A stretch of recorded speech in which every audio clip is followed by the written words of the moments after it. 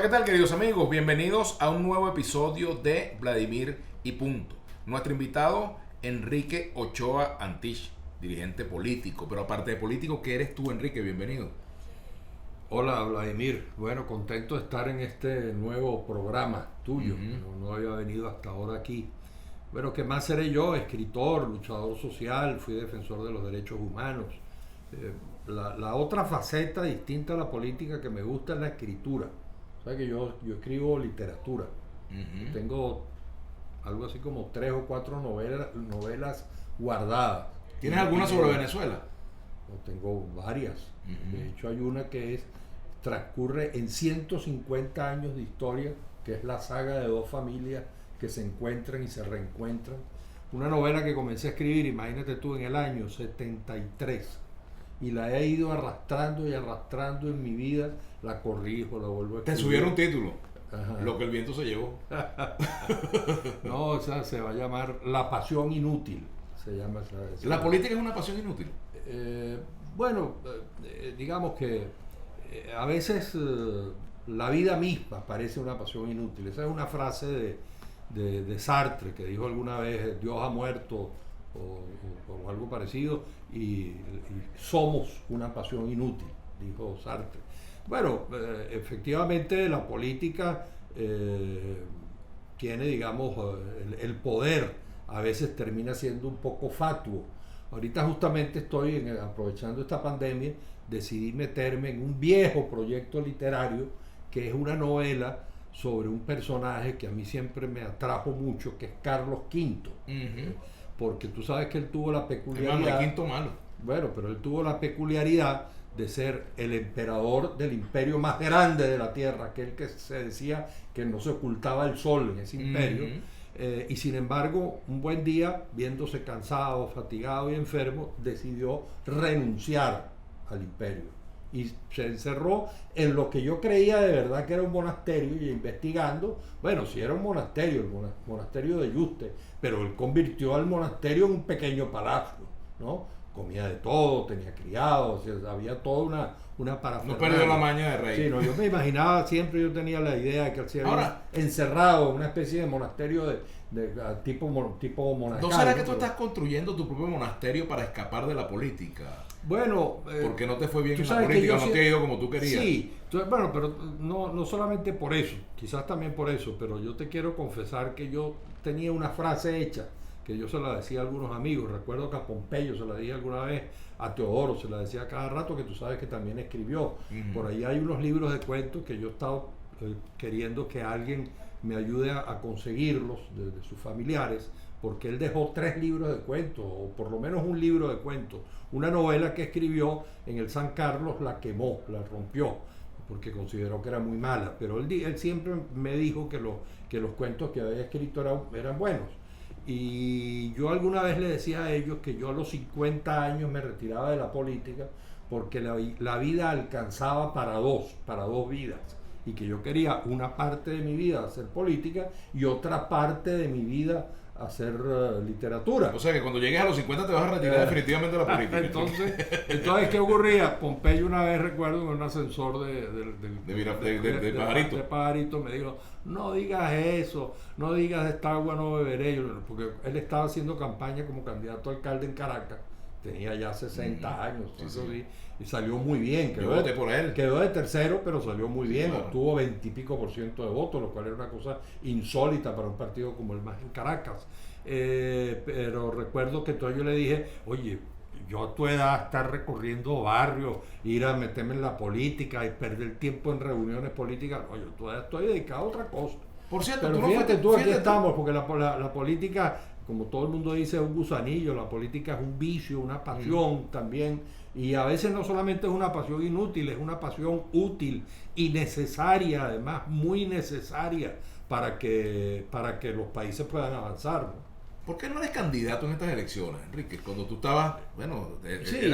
Tú eras el retrato hablado de un candidato en estas elecciones. Sí, bueno, y quise serlo, ¿no? Yo, de hecho, escribí un artículo que se llamaba las peripecias de un candidato casi unánime que no pudo ser. Bueno, sí, yo quise ser candidato y solamente ponía varias condiciones. Una, que fuese en mi circuito. Yo no quería ser candidato. Algunos me ofrecieron que me fuese para el Valle, que me fuese para Catedral, etcétera, porque el circuito donde yo estaba, en la alianza aquella, la alianza que está constituida alrededor de algunos de los partidos que estuvieron en la mesa de diálogo nacional, ese circuito lo exigía y lo terminó exigiendo y se terminó quedando con él el candidato al Partido Acción Democrática y un candidato que no recuerdo su nombre, que es el jefe de ellos en Caracas. Bueno, yo quería ser candidato por ese circuito porque nací allí, viví 27 años allí, fui diputado por ese circuito, crié a mis hijos en ese circuito y bueno, consideraba que ese era el sitio donde yo quería ser. Y la otra condición era que quería que se produjera una cierta unidad de los factores de la oposición democrática. Yo no soy unitarista y yo conversaba mucho con Claudio Fermín a este propósito porque coincidíamos en algunos momentos dentro de la oposición en no al unitarismo. El que quiere abstenerse y el que quiere votar no pueden estar unidos. El que pide una intervención militar extranjera y el que quiere que la solución sea venezolana y soberana no pueden estar unidos, eso es evidente. Pero ¿será que los partidos te vieron como alguien muy incómodo y dijeron, no, este señor es muy exquisito? No, fíjate, pero no, es que después, pero yo decía, los que van a participar, los que ya hicieron el deslinde, todos ellos deben ir unidos, decía yo. Y se había logrado el apoyo porque me habían ofrecido el respaldo, el MAS, Alianza Avanzada Progresista, Cambiemos. ¿Y por qué no me echaste pichón solo, Enrique? Bueno, porque sí me pareció que, siendo honesto y poniendo los pies en el piso, eso podía terminar siendo una candidatura simbólica, ¿no? Es decir, yo no ¿Qué quería... tienen de malo los gestos simbólicos en la vida, Enrique? No, depende. Yo creo que hay testimonios. Yo creo que la política y la acción está hecho de la vida está llena de testimonios, claro que sí. Pero creo que a mi edad, porque la vida de todos nosotros está llena de testimonios, ¿no? Y de candidaturas simbólicas. Imagínate la cantidad de veces que todos nosotros, sí, pero imagínate la cantidad de veces que nosotros fuimos candidatos sabiendo que íbamos a perder. Así es. Pero bueno, la mayoría de las veces. Claro, la misión era buscar votos, la misión era que el partido creciese, que el proyecto político creciese, toda aquella cosa que uno tenía en la cabeza, pues, y en el corazón. Pero bueno, me pareció que esta edad sí ya no valía la pena, ¿no? ¿Cuáles son los mitos que ya no acompañan, Enrique? Porque me imagino uno hace sus propios mitos, uno sigue cosas. Bueno, el mito ¿Qué más cosas tú, por importante, ejemplo, qué cosas que tú ya digas, mano, caramba, mira, esto es una pamplina, esto no sirve para nada? Tanto que creí. Bueno, desde el punto de vista político, la ruptura revolucionaria. Ese es un mito. Es decir, y eso, tú sabes que yo digo que una de las tragedias, mejor dicho, la tragedia nacional que estamos padeciendo en Venezuela se debe a que llegó al poder una izquierda que no había hecho el proceso que hicimos en el MAS durante 20 años de debate político. Es decir, ahora pareciera que en algunas cosas que empiezan a decir Maduro y Jorge y ellos, están empezando a decir las cosas que en el MAS decíamos en los años 80. Que ellos son una especie de masista con efecto retardado. Masista con efecto retardado, pero la pequeña diferencia es que nosotros hicimos todo eso en la oposición, en un proceso de debate, de reflexión, viendo lo que pasaba en la Unión Soviética, viendo lo que pasaba en Cuba. Pero fíjate, tú tanta discutidera y el MAS se volvió leña. Claro, pero... O sea, bueno, queda el MAS, pero me refiero a lo que era el MAS antes. Claro, pero digo yo... No se va a poner bravo Felipe conmigo. Lo terrible es que estos amigos hicieron la reflexión usando el país como laboratorio. Entonces imagínate tú la tragedia nacional, ¿no? Es decir, entonces descubrieron que el estatismo no sirve. Después de 15, 20 años de estatismo, destruyeron la economía nacional. 1000 y pico de empresas privadas estatizadas que están entonces, todas ¿cuántos años quebradas? tendría que pasar para que ellos más o menos entiendan el modelo que ustedes proponían? Bueno, yo te decía del mito, porque es que la idea de que hay un momento en el cual hay una ruptura revolucionaria, entonces todo empieza a cambiar, ¿no? El día, el asalto al Palacio de Invierno y sobre las ruinas del pasado reconstruiremos el futuro, etcétera. Bueno, cuando se convenzan de que el proceso es evolutivo, que el proceso es reformista, ojalá que lo empiecen a entender, ojalá que estas elecciones hay otro mito que yo no sé eso. si tú llegaste a creer en él, que es el mito del hombre nuevo. ¿Hasta dónde es posible un hombre nuevo? ¿Creíste en eso alguna vez? Bueno, fíjate que nosotros participamos sin darnos cuenta en una verdadera revolución, que fue la de los años 60 y de la de los años 70. Y si tú te pones a ver, esa fue una revolución cultural que realmente en cierta forma produjo un hombre nuevo y una mujer nueva. Es decir, la relación hombre-mujer es completamente diferente después de la pastilla, por ejemplo.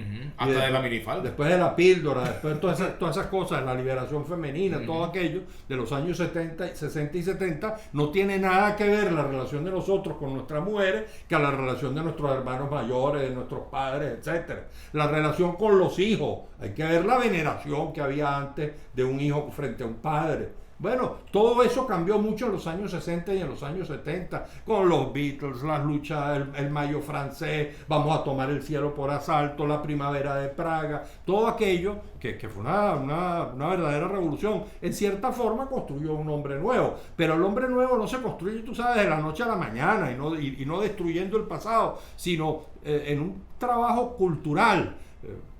La revolución, el concepto de revolución cultural quedó muy dañado, muy estropeado, porque está asociado a lo que hizo Mao en China, que fue, destruir todo lo que había y al final no construyó sino miseria en sus tiempos, ¿no? Unificó a China y sin eso no sería posible que fuese lo que hoy es, eso es verdad. Pero yo sí creo que hubo una revolución cultural y las revoluciones culturales son progresivas, no son de un momento para otro. ¿Qué otro mito se ha derrumbado en tu vida? Oye, imagínate tú, pues si tú supieras que si me lo pones así, bueno, claro, en mi vida yo fui católico, yo fui hasta los 15, 16 años católico. Con Dios, ya no existe para ti. Me peleé con Dios. ¿Por qué peleaste con él? Momento. No soy ateo tampoco, soy lo que llaman agnóstico, pues decir, no me meto en ese enredo. Creo que a veces yo le digo a mis amigos católicos, yo le digo, mira, la fe es un pecado de soberbia, porque el ser humano es tan pequeño, en esta inmensidad del universo, que atreverse a creer y afirmar que Dios existe es un acto de soberbia. ¿Y cuando se dice fuerza y fe? Fuerza y fe. Bueno, me está llevando ya a terrenos políticos escabrosos. Yo con la fuerza y la fe van juntas, ¿pueden ir juntas o no? Sí, claro que sí, no, la fe, digamos, la fe política, la fe en el ser humano, la fe en la capacidad de transformarnos, la fe en la confianza que tenemos que tener los venezolanos de que somos capaces de reencontrarnos y de reunificarnos. Después que te peleaste con Dios, Él no te mandó ninguna señal para hacerte reconsiderar tu punto de vista. Pues no, si supieras que no, yo, claro, vamos a decir, me leí los evangelios, puedo decir que soy cristiano, si se quiere, ¿no? En cierta forma, me gusta muchísimo el pensamiento de Cristo. Cuando fui activista de derechos humanos llegué a la conclusión de que la primera teoría de los derechos humanos, si es que puede llamarse así, en cierta forma fue el pensamiento de Jesucristo. Cuando dijo ama al prójimo igual que a ti mismo, de alguna manera está estableciendo un principio ético que es fundamental en los derechos humanos, que es que los derechos tuyos llegan hasta donde empiezan los míos y que los derechos tienen que respetarse, que yo no puedo tener el derecho de violentar tus derechos. Entonces, pues digamos que con Cristo, con la figura de Jesús, sí me reconcilié muchísimo, ¿no? A veces incluso cuando me tocaba por razones políticas ir a una misa, rezaba el Padre Nuestro, ¿no? Pero lo hacías con sinceridad. Lo hacía, digamos, lo hacía porque me gusta, ¿no? Mira, cuéntame, hace unas cuantas décadas, yo recuerdo un cuento de una novia que te pegó un control del televisor aquí en la cara. ¿Por qué pasó eso? Vale, háblanos un poco de eso. Bueno, ya está entrando en esos terrenos más íntimos. Bueno, sí, yo tuve una convivencia, yo he tenido 2 matrimonios en mi vida y tuve una convivencia larga de 3 años. En esa convivencia, pues hubo un momento en el cual, bueno, si vamos a echar cuento en detalle, en esa época que no había celulares, nada que se le parezca, me llamaron por teléfono, como me llamaba tanta gente por razones de los derechos humanos. Por razones de los derechos humanos yo tenía una contestadora y yo escuchaba primero quién me llamaba y muchos de los mensajes que eran sobre el tema de derechos humanos, si no eran urgentes, pues bueno, los dejaba guardados, los anotaba y a la mañana siguiente, pues a las 9, 10 de la noche, a menos que fuera algo urgente, que había que salir a una cárcel a resolver algún problema o lo que fuese. Bueno, fue una llamada de una mujer que yo ni recuerdo quién era, ni sabía su nombre, y entonces, bueno, la muchacha que estaba sentada al lado mío viendo televisión, literalmente perdió el control. O sea que con Ochoa usted pierde el control. Y tú sabes, oye, y tú sabes que lo más cómico del asunto es que al día siguiente, tú ese detalle no lo recuerdas, al día siguiente yo recibía de Paulina Gamos, la presidenta de la Comisión Política Interior. Es que yo estaba contigo, por eso que yo conozco el cuento, porque yo estaba en la subcomisión de Derechos Humanos, ese cuento buenísimo. Entonces yo tuve que ir a recibir Claro, algunos me decían, no vaya, ¿cómo vas a ir así? Porque claro, yo pensé incluso que había sido más complicado, fue sencillamente un moretón en el ojo, cuando me tiraron el control en el ojo. Entonces yo decía, bueno, ¿qué hago yo? Voy, no recibo. Algunos me recomendaban, ¿cómo vas a ir así? ¿Te da pena? Y yo dije, no, yo voy.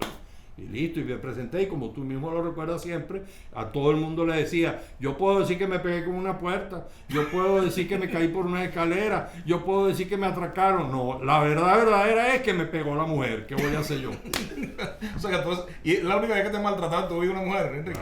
Bueno, otras cositas, pero no.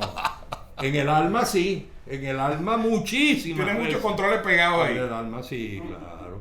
No solamente de las mujeres, digamos, con las que he estado casado y he tenido una relación permanente, sino algunas de las relaciones. Claro. Enrique, has escrito libros, pues ya tienes tu libro, sembraste árboles, me imagino. ¿Alguna vez o no lo has hecho? Bueno, fíjate que quizás no. ¿Hijos tienes, por supuesto? Sí, tengo hijos. ¿Qué te falta? Muy bello. Bueno, me faltaría poder participar. Hay dos cosas que me faltarían. Primero, poder participar de un proyecto político que llegue al poder y que pueda desde ¿Y no te pasó con Caldera, pues? No me pasó con Caldera porque, como tú sabes, yo adversé la candidatura de Caldera dentro de quería apoyar a Chávez. Fui único, no quería respaldar tampoco a Chávez.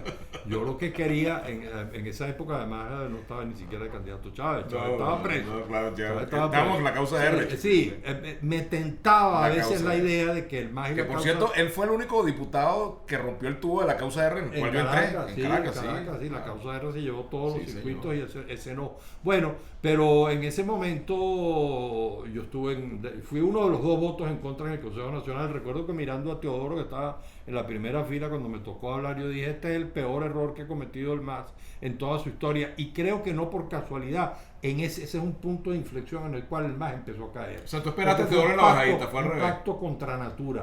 Tú esperaste a Teodoro en la bajadita. Nos esperamos mutuamente, los dos nos encontramos en la bajadita del MAS, ¿no? Pero sí, yo creo que fue un error histórico, como fue un error histórico haber respaldado a Chávez, como lo reconoce el MAS. ¿Tú no votaste por Chávez? No, ni por Sara Romer. Esa es la única elección presidencial en la cual me he abstenido. Al final terminé quedándome en la casa. Yo fui al último almuerzo que tuve yo con Chávez, que fue a finales del 97. Recuerdo cuando él se sentó en la silla, él me dijo, nosotros te tenemos entre nuestros planes. Tengo a William Izarra, el coronel detectivo. Nosotros te tenemos entre nuestros planes. Y es increíble que lo pueda decir ahora tal cual y como ocurrió. Yo le di como argumento para decirle que no lo podía apoyar, que yo estaba de acuerdo con la economía de mercado y él no estaba de acuerdo, porque yo me había leído la agenda alternativa.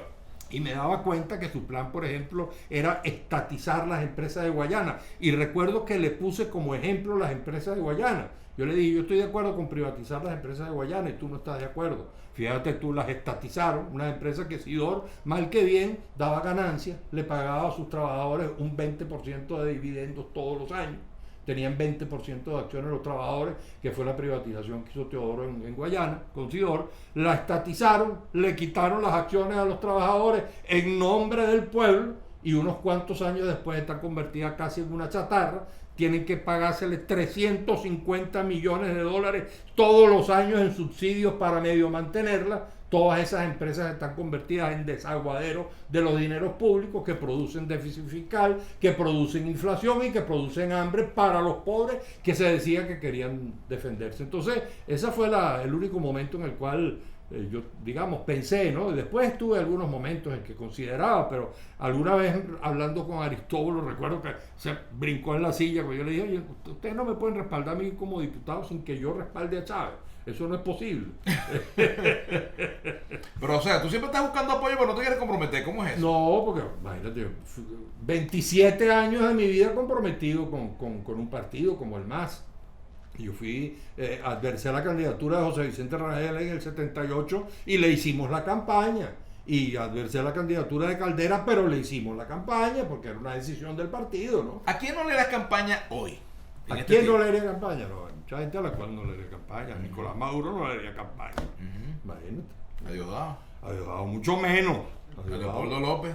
Leopoldo López tampoco. Entonces nombra uno al que sí le haría campaña. Bueno, hay muchísima gente en el centro que yo creo que todos los que están colocados, digamos, los líderes políticos, los voceros que están colocados en ese inmenso centro político que está en el país, por supuesto, con condiciones, etcétera. Yo sí creo que cualquier nombre que surja ahí, cuando yo salía en el 2018 a respaldar la candidatura de Falcón, sin estar, digamos, aliado ni unido al partido ni nada que se le pareciera, era justamente cuál era mi argumento con los abstencionistas. Yo le decía, el que sea, no porque diga yo que Henry Falcón sea el que sea, a mí me pareció que fue un excelente candidato, que tiene condiciones y que fue un excelente gobernador de Lara, pero lo que yo le daba como argumento a los abstencionistas es cualquier abstención, cualquier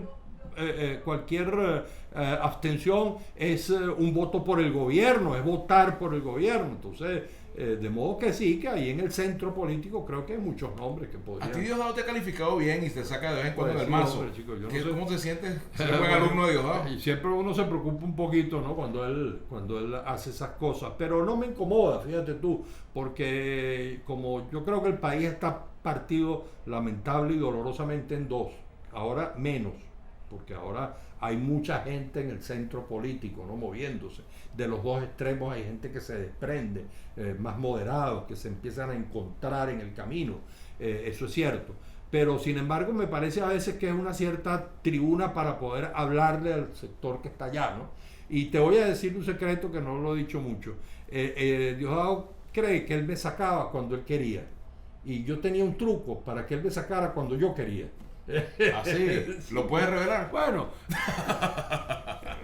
no es tampoco tan complicado, tú sabes, es sencillamente tener un poco la astucia del momento y cómo decir las cosas. Entonces, por ejemplo, él no se daba cuenta, yo creo que él no se daba cuenta. Yo armaba unos tweets que criticaba a la oposición, porque eso es lo que a él le gusta, ¿no? Que uno él te pone a ti y me pone a mí cuando criticamos a la oposición, pero edita y quita la parte cuando hablamos mal del gobierno, ¿no?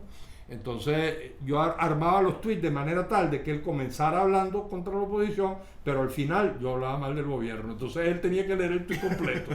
Entonces lo ponía a hablar a él a leer una parte. ¿Tú te imaginas cómo sería un gobierno de Diosdado? ¿Te has imaginado? Pero Diosdado tiene todas las características de un fascista.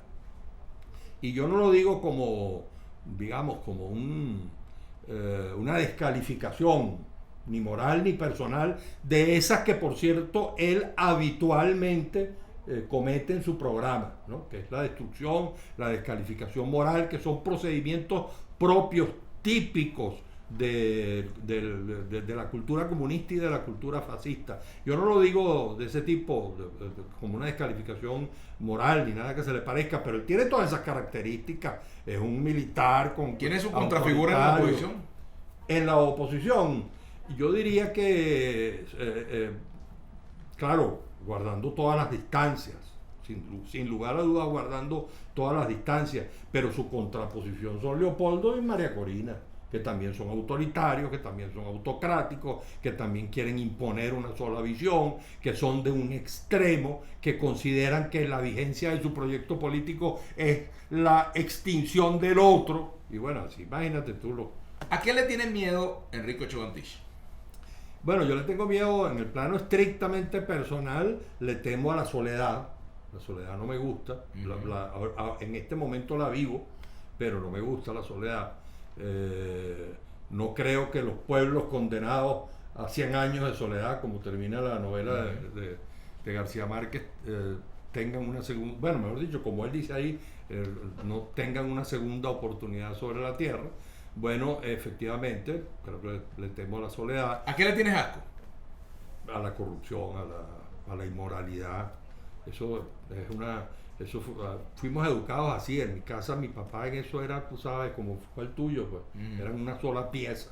Eran honestos no solamente en términos de no cogerse los reales, de no meterle... ¿Cómo habría resultado la historia si, por ejemplo, en vez de haber sido Fernando Ochoa el militar, hubiese sido tú y al revés, y él hubiese sido el político? Bueno, si mantenemos las dos generaciones, quizás hubiésemos sido lo mismo, porque él es un ejemplo de su generación. Él es un ejemplo de la generación de los 50. Yo siempre digo que él cometió el error de meterse a militar, porque él quizás era hasta más político que yo a él le gusta. A mí no me gusta mucho la fiesta, no me gusta, tú sabes, los convites.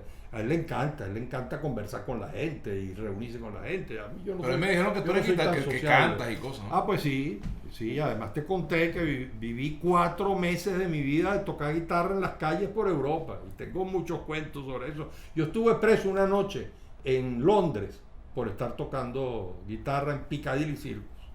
Pero eso es una historia muy larga quizás para contarla en este programa. ¿Y cantas también? Sí, canto y hago canciones. Ese era uno de mis... Por lo menos, tú sabes, de mis... dinos la letra de alguna de tus canciones. Más complicado. Pero... ¿Son muy complicadas? No, hay canciones de muy diversos tipos. Tuve mi época de canciones de protesta. Tengo una canción para Ho Chi Minh, en el momento en que hubo la victoria en Vietnam, tengo una canción de ese tipo. Y tengo, por supuesto, canciones de amor, mujer que se cruzaba en el camino de uno, mujer que inmediatamente uno tenía la intención de expresar lo que uno estaba sintiendo en una canción. De modo que sí, fue una época muy bonita. Después la he ido dejando dolorosamente la guitarra porque me di cuenta quizás que no tenía las habilidades suficientes, ¿no? Y entonces sí, ya tengo muchos años que no hago canciones, etcétera. Pero sí toco guitarra. El otro día que hubo el cumpleaños de mi suegra, lamenté porque se nos pasó el tiempo, etcétera, de no haberle cantado unas canciones, que era una idea que yo tenía de cantarle unas canciones con la guitarra. ¿Qué canción le cantarías a Nicolás Maduro, por ejemplo?